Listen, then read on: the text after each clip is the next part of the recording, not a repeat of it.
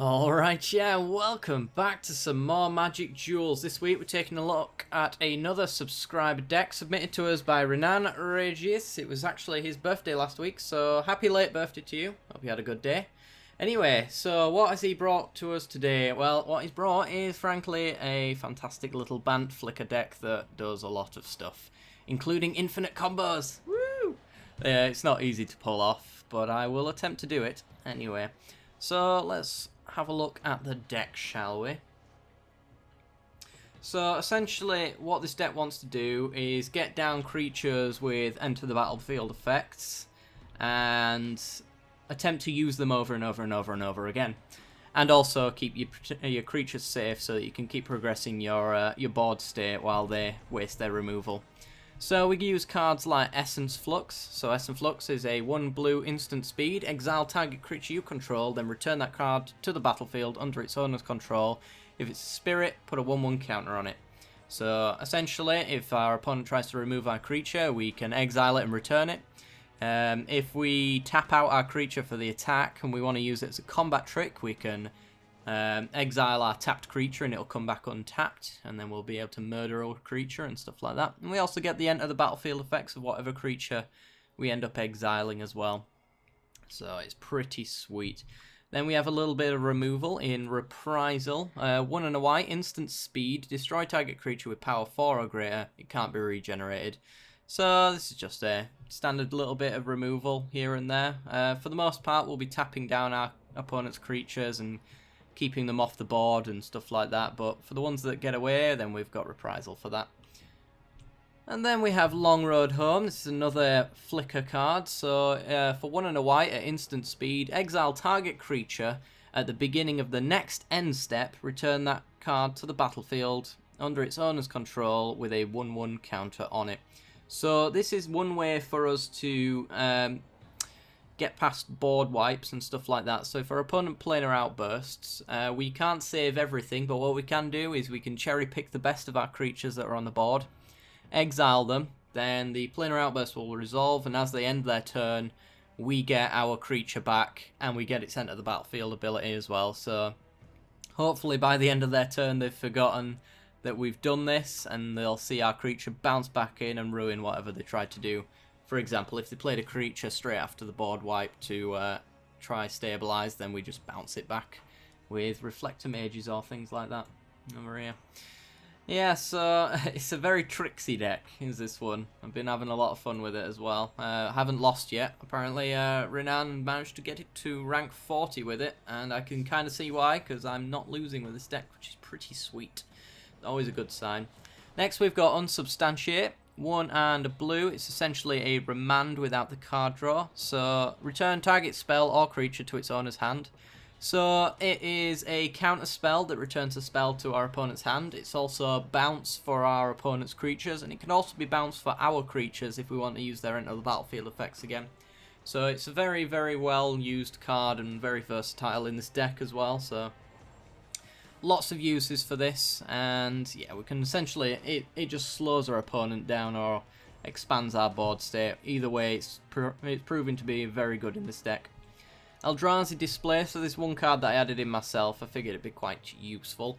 So for 2 and a white, it's a 3/3 Eldrazi creature with 2 and a colourless. Exile another target creature, then return it to the battlefield tapped under its controller's control. So what we can do with this is we can exile our opponent's creatures to make them tap out, for example. So it's essentially a Bounding Krasis. Or we can do it to their tokens, and their tokens obviously never come back. We could do it to our own creatures, so we could keep flickering Reflector Mage over and over again, bounce all of our opponent's creatures back to their hand so that they can't cast anything, which will clear the way for our creatures. And we can also save them from removal as well for the same sort of thing. So it's really good and really versatile in that sense as well. It's also a 3/3 body, which has it stand up to a lot of stuff, which is pretty good. And the 3 toughness will come in, will become more relevant as we go along. It's very important. You'll notice that a lot of our creatures have 3 toughness. Oh, you saw it then. Oh, Oh, secrets. Next, we've got Nissa Vastwood Seer. So for 2 and a green, a legendary elf scout with 2/2. When she enters the battlefield, she can search out a forest and she can put it into your hand. So she's allowing us to search up our lands, essentially. We do have a couple of dual lands as well, so she can fetch those up. Things like Canopy Vista and things like that. If that's the one I'm thinking of. It is. And yes, whenever a land enters the battlefield, if there are 7 or more lands, we get to exile her and return her to the battlefield transformed under our control. And she becomes Nissa Sage Animist. So a 3 loyalty planeswalker, and when you +1, you get to reveal the top card of your library. If it's a land, we get to ramp. If it's not, we get card advantage and we get whatever it was into our hand. So that could be more flicker spells for more card draw and stuff like that, which is pretty sweet. A -2 ability allows us to protect herself. We get to put a legendary 4/4 green elemental token named Ashaya, the Awoken World, onto the battlefield. So it's a big creature, which is pretty sweet, and can block most creatures. Can't block flyers, obviously, but for the most part, she'll be able to protect herself like that. And we probably have a fairly extensive board state when she comes down anyway at 7 lands. So we'll see. And then her ultimate, we get to untap 6 lands. They become 6/6 elemental creatures, and they're still lands. So this is how you close out the game. I've not really come across a match ever where we've ultimated Nissa and not won. Or at least not wiped their board off the attack and then won the next turn, for example. But yeah, it's a lot of damage. So yeah, you just don't see your opponent coming back from an attack like that. And it's fairly easy to get with our deck, because we'll be able to slow our opponents down by tapping out their creatures, bouncing them back to the hand. They won't have very much to be able to lower the loyalty of our planeswalker. And if they don't have any threats on the battlefield, we've got no other reason to not +1, to be honest. So we should be able to ultimate her fairly consistently in this deck, I'd imagine. As consistently as most decks allow anyway. Moving on, we've got Tireless Tracker. It's not a great synergistic card for the deck, but I think the advantage that it provides is pretty sweet. So for 2 and a green, we get a 3/2. And whenever a land enters the battlefield under your control, we get to investigate. And an investigate is essentially a clue token. We can pay 2 to sacrifice it and draw a card. So it's lots of card advantage for us for every single land we play. And whenever we sacrifice a clue, we can put a 1/1 counter on Tireless Tracker. So we can make Tireless Tracker very big, tap out our opponent, and bounce their creatures and get in with very, very large amounts of damage. We also want to be playing Tireless Tracker on turn 4, usually, and leaving up 1 blue mana for things like Essence Flux, so that when we play our land, we get the clue token, and if they have removal, then we have 1 mana to protect our Tireless Tracker and keep it alive. So we have lots of ways of absolutely nullifying our opponent's removal, which is pretty sweet. Moving on, we've got Reflector Mage. So for 1, a white and a blue, we've got a 2/3 creature. When Reflector Mage enters the battlefield, return target creature an opponent controls to its owner's hand. That creature's owner can't cast spells with the same name as that creature until your next turn. So, with Reflector Mage, we could bounce our opponent's Tireless Tracker, and then on their turn they can't play it again, so if it's the only card in their hand, they are doing nothing for that turn. We can also flicker Reflector Mage several times with things like Essence Flux and Long Road Home and Eldrazi Displacer, so that we can wipe up his board and fill his hand up with cards that he can't cast. So Reflector Mage is a really annoying card to play against, really infuriating, which is why it's so good. If your opponent gets angry that you've played a card, it's because it's the best card in the deck. That's the way I play anyway. I love my jank control. But yes. Moving on, we've got Bounding Krasis. So this is one way that we can tap our opponent down. We can also sneak in some last minute damage. So for 1, a green and a blue, we get a 3/3 creature, Fish Lizard, with Flash. So we can cast this at the end of their turn, and when it enters the battlefield, we may tap or untap target creature. So if they've got 1 creature on the battlefield, for example, or at least 1 untapped creature, we can flash this in on their end step, tap down their creature, and then Bounding Krasis no longer has Summon Sickness, so we can get in for that last 3 damage. So this could be ways to close out the game. It can also be ways that we can flicker yet again. We can also displacer it several times to tap down our opponent's board state. So just because we get it in on their end step and then we have 3 mana, usually, as long as we have the colourless mana, we can use displacer.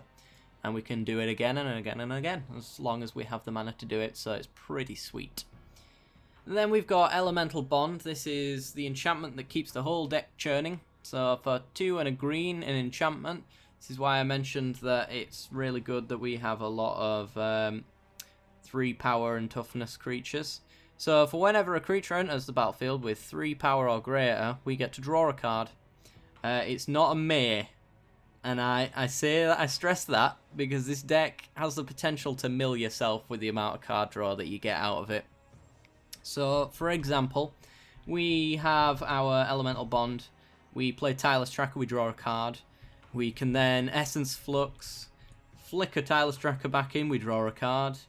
You know, we've got ways of doing this every turn. I'll show you later with Green Warden, for example.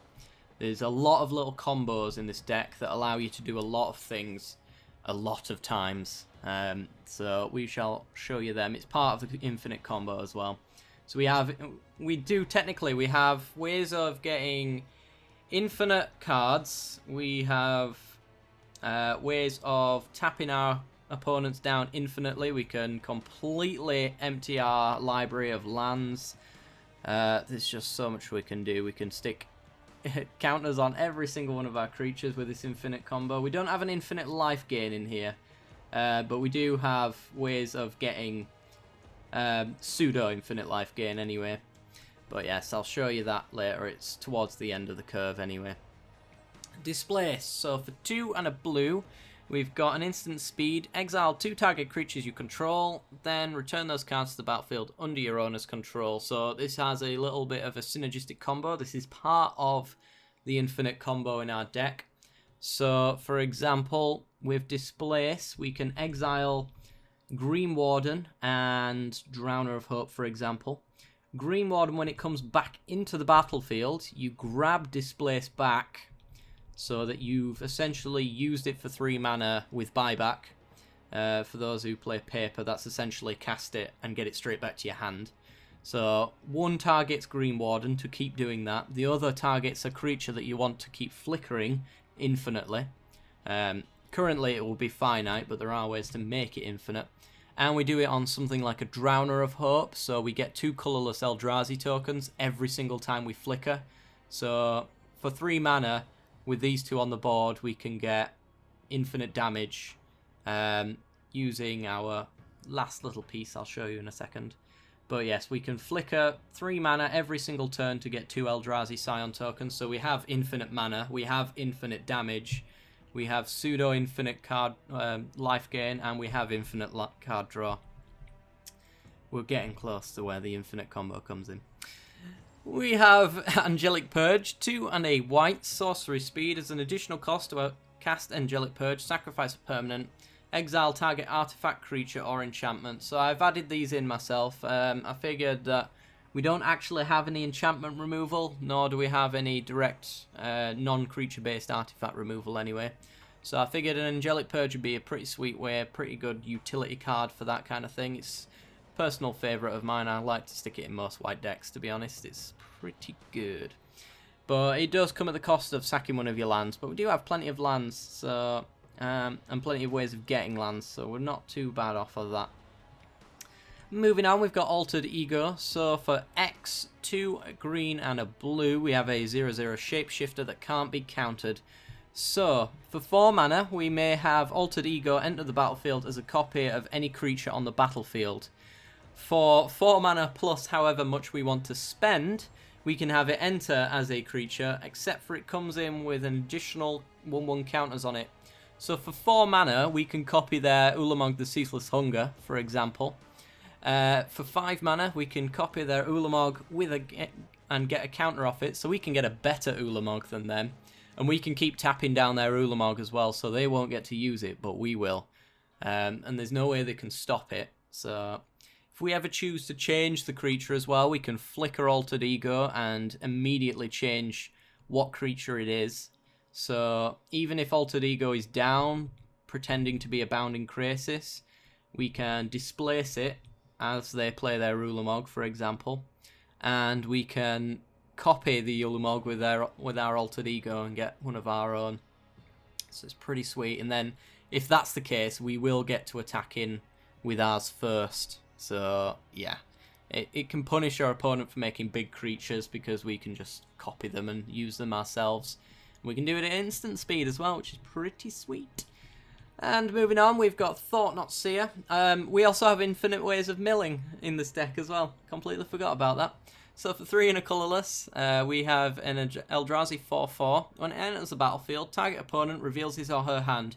You choose a non-land card from it and exile that card. And when it leaves the battlefield, your opponent draws a card. So we can play this down. We can exile whatever card out of their hand we want, other than lands.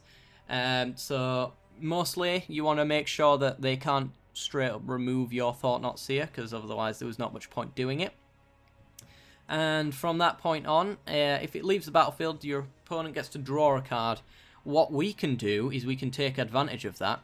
So we can enter the battlefield, exile some sort of removal from them. We could displace it. They get to draw a card, but we immediately get to look back at their hand and take another card. So what we can do is essentially set up our opponent's hand so it does very, very little. We can fill our opponent's hand with lands if this is the case. We can also, if we can flicker this infinitely, we can mill our opponent down to 0 cards as well, so there's that. And we come to the final piece of the combo, the reason why we can do things infinitely and why it's a little bit difficult to do. So we've got Tamiyo, Field Researcher, 1, a green, a white and a blue. We've got a Planeswalker. She comes in with 4 loyalty and she has a +1. We get to choose 2 target creatures until the end of the turn. When either of those creatures deals combat damage, you draw a card. So we can select our opponent's creatures if we choose to do so. If we're a bit on the defense and they want to try kill our Tamiyo, for example, we might want to target our opponent's creatures with these so that when they try to get in at Tamiyo, the moment we chump block with them and they deal combat damage, it's not to anything in general, it's just combat damage altogether. So as long as they deal 1 damage, we get to draw a card when either of those creatures attacks. So it's pretty sweet. And then you've got your -2 ability. Tap 2 target non-land permanents. They don't untap during their controller's next untap step. So we can lock down our opponent as well. We can use this to close out the game, or we can just use it to slow down our opponent. So this might be between Eldrazi displacements, for example, or Bounding Krasis, where we're no longer able to tap down our creatures, but then we get in a Tamiyo, we can tap them down, and they don't untap as well, so we get an extra turn, a little bit of a breather through that. And then we get to how the infinite combo works. So for -7, her ultimate ability, we get to draw 3 cards, and then we get an emblem with you may cast non-land cards from your hand without paying their mana costs. So if we get to Ultimate Tamiyo, everything in our deck is free. And what that essentially means is we can displace for free, we can play Green Wardens for free, we can play any of our creatures, so we can empty out our hand, and as long as we have a Green Warden into play and we have a displace in our hand, any creature on the battlefield that has some sort of benefit for flickering, like the Bounding Krasis, like the Reflector Mage, we can do it infinitely. So, as I mentioned before, if we have the displace, and now it costs nothing to cast. So we flicker Green Warden for free, I might add. Green Warden comes back in and gets us the displace back so that we can cast it for free again. So we might have a Drowner of Hope on the battlefield. Our second target for displace will be Drowner of Hope. So for free, we get to displace both of these creatures. Green Warden gets back the displace, Drowner gets us 2 tokens. We flicker again, get back the displace, get 2 tokens, get back the displace, get back 2 tokens, keep doing it, keep doing it. So that's how we get infinite mana and infinite damage. We can also use it to tap down creatures as well infinitely. Linvala is a pseudo infinite life gain by that token as well, because if we ever go below our opponent's life total, For free, we get to flicker Linvala and gain 5 life. We can also do the same with our creatures if we ever have less creatures than them. We can displace for free and get an extra 3/3. We can draw infinite cards with our Sage of the Ancient Law. So when it ends the battlefield, draw a card. We can flicker those infinitely to get more displace cards, for example.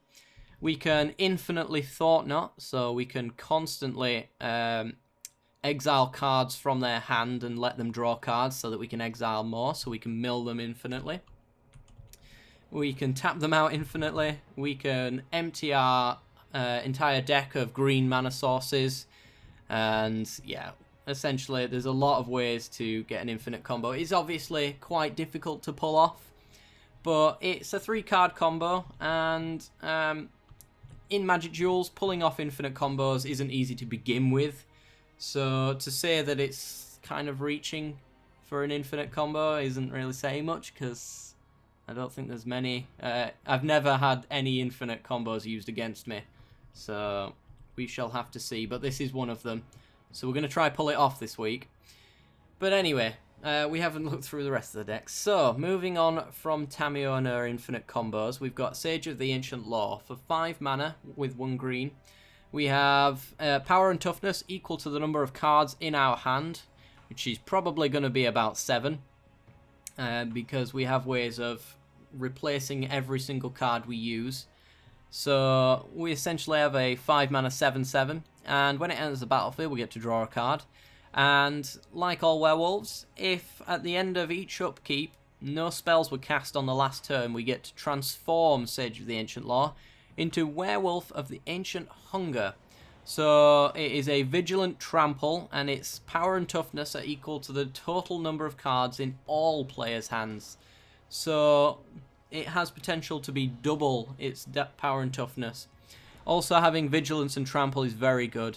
If we have this guy on the battlefield, for example, when we're infinite comboing off and we've drawn our entire deck on the same turn, we could maybe have this werewolf be a 50-50 vigilant trample. So we could try maybe even close the game out that way, we'll see. And then obviously the downside, at the beginning of each upkeep, if a player casts 2 or more spells, then it transforms back into its old self. So we can't keep it around forever. Moving on, we've got Linvala the Preserver. So for 4 and 2 white, we've got a legendary angel with flying. It's 5/5, and when it enters the battlefield, if our opponent has less life than us, we gain 5 life. So this is a way to save us with flickering. So for 1 mana, we can flicker this and maybe get both abilities down. And hopefully, if we've got displace, we can get the flicker back and keep doing it every turn. Even without the infinite combo, it's 3 mana to do that every single turn, just with a Green Warden on the battlefield. And they can't really remove it unless they do it in response to the displace. So we want to maybe keep another flicker in hand just in case to do something like that. So yes, so we can gain 5 life if we have less life than our opponent. If we have less creatures than our opponent, then we get a 3/3 white angel token with flying onto the battlefield. So if our opponent's playing a token-based strategy or just has a lot of creatures in general, we can really exploit that and flicker that until we gain exactly the same amount of creatures as them, which are likely going to be a lot bigger, because you don't tend to get bigger tokens than 3/3s from many creatures these days, unless they're like the emerging creatures and stuff like that, the 3/2 horrors. But they're not as frequent, so we can potentially gain a lot of power advantage over our opponent, and them being flyers helps us close out the game as well with the evasion. We have Drowner of Hope for 5 and a blue. We have a 5/5 that enters the battlefield. It gains 2 1/1 colourless Eldrazi Scion tokens, and they have sacrifice, add 1 colourless to your mana pool, and we can tap them to tap target creature. Sack them, sorry, to tap target creature. With the 2 1/1 colourless Eldrazi's, actually, for every blue mana we have, we can somewhat cut the cost of the displace as well. So there isn't much reason to do that, but for maybe we can maybe sack 1 of them to make it cost 2 instead. So there's a lot of things, a lot of synergies around here with things like that. But with tapping down our opponent's creatures, getting in with our 5/5s, it's pretty sweet, and it can control the board like that. And we can always refill the scions that we get with our Drowner of Hope through a number of different ways of flickering. So that's essentially the deck. Let's move on to the mana base, shall we? We've got 2 plains, 2 islands, 3 forests because of Nissa. We want to be able to grab more forests than anything else. And we also have a lot of green cards throughout the deck as well, so that's the main reason. But we want a lot of forests and forest-related lands in order for Nissa to grab them more efficiently, because she can't grab islands or plains. And then we have a wastes as well for the Thought-Knot Seer and the Eldrazi Displacer. It's not the only waste, but it does allow us to fetch it with Evolving Wilds that we do have. We also have Canopy Vista, so it comes into the battlefield tapped unless you control 2 or more basic lands, so very likely to come in play untapped. We can also fetch it up with Nissa, because she can... Actually, hang on. Let me just check. Let me just double check before I fill you with lies. No, it's actually a basic forest. Never mind, I'm being silly. But yes, it is a forest plain land, so you can't fetch it with Nissa. I was completely lying about that. I'm sorry. But yes, green-white land, pretty sweet. We also have Prairie Stream. It's the same as Canopy Vista, but in white and blue. And then we also have Hinterland Harbour. Enters the battlefield tapped unless you control a forest or an island. So these have synergies with these guys here. So a forest or an island, forest, island. If any of these are on the battlefield, these are coming into play untapped. In fact, if we have most of these in play, all of these are coming in untapped. So this is the same as this. We've got 2 Glacial Fortress, 2 Sun Petal Groves, all do the same thing. We then have Crumbling Vestige. It enters the battlefield tapped, but when it enters the battlefield, we get to add 1 mana of any colour to our mana pool. So it's a colourless land that can potentially be a clutch 5-colour land for a turn, essentially. We get to choose whatever colour mana we want it to be when it comes to the battlefield, and from that point on it is colourless, so it helps us with the Thought-Knot Seers and the Displacers. We then finally have 4 Evolving Wilds to help thin out our deck and also fetch the right colour mana for the job. So search your library for a basic land and put it onto the battlefield tapped and shuffle your library. So yes, that's the deck anyway, guys. If you enjoyed the look of the deck, be sure to check out the videos that are going to be following shortly after. If you love the deck tech video, then be sure to leave a like. It helps me out a great deal. Share it around as well if you really love the idea. It helps me out so much if you guys share these decks, so it gets my videos spotted and really supports the channel that way. If you haven't already subscribed, be sure to do so. It will notify you when we play some more Magic games. And if you're not quite sure, stay for the end cards, see the rest of the content we got to offer, and I'll see you next time. Bye bye.